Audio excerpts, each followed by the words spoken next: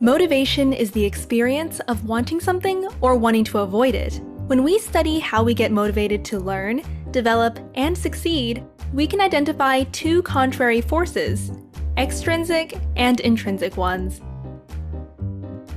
On the one hand, we want to belong, desire to be loved, and seek to get the attention we think we deserve. We are motivated extrinsically by rewards in order to progress socially.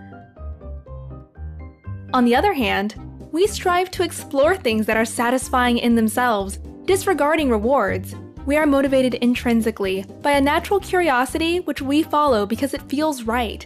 The opinions of others don't matter. To understand why we probably need a good mix of both, let's imagine two 4-year-old children. Both grow up in families that want only the best for their kids, but have completely opposing views on how to motivate them to succeed.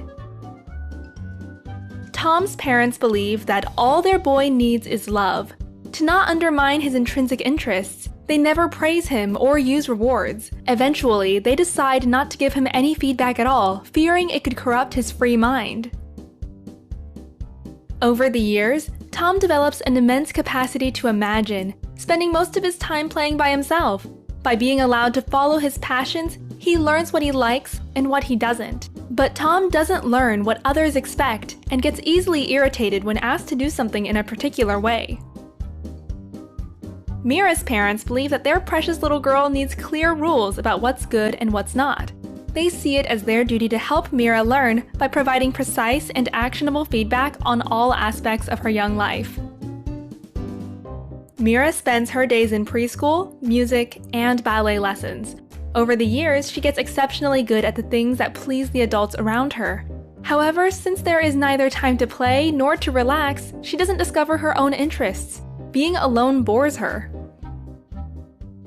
At 14, Tom is independent and begins writing science fiction. He realizes that he isn't quite like his friends and spends most of his time at the library. When he shares his writing, others can't quite relate. At the same age, Mira is at the top of her class and has plenty of friends and admirers. She knows what is expected of her and makes sure to meet those expectations. Sometimes the pressure becomes unbearable, although that's her secret.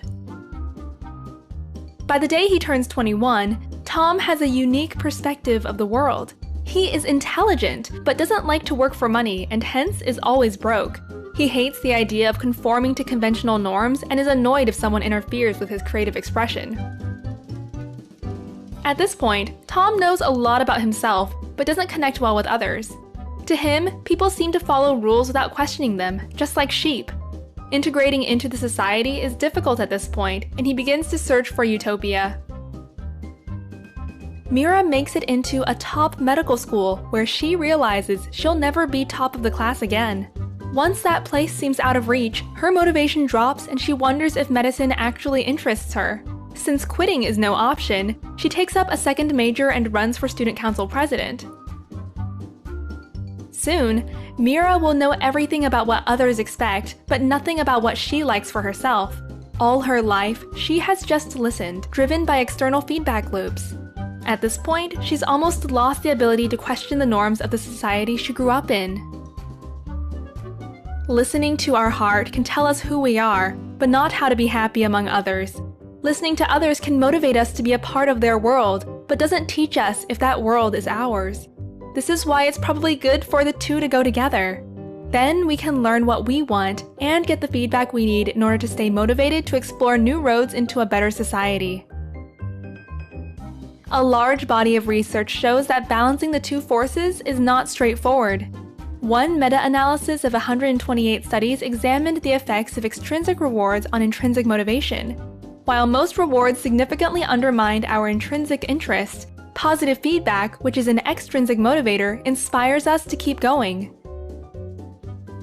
Put simply, honest words of encouragement get us going, while money or gifts undermine our inner drive. What about you? Do you listen to your heart or to the voices of society? And from your personal experience, which of the two eventually takes your decision? Share your thoughts and check the description to dive deeper into the topic.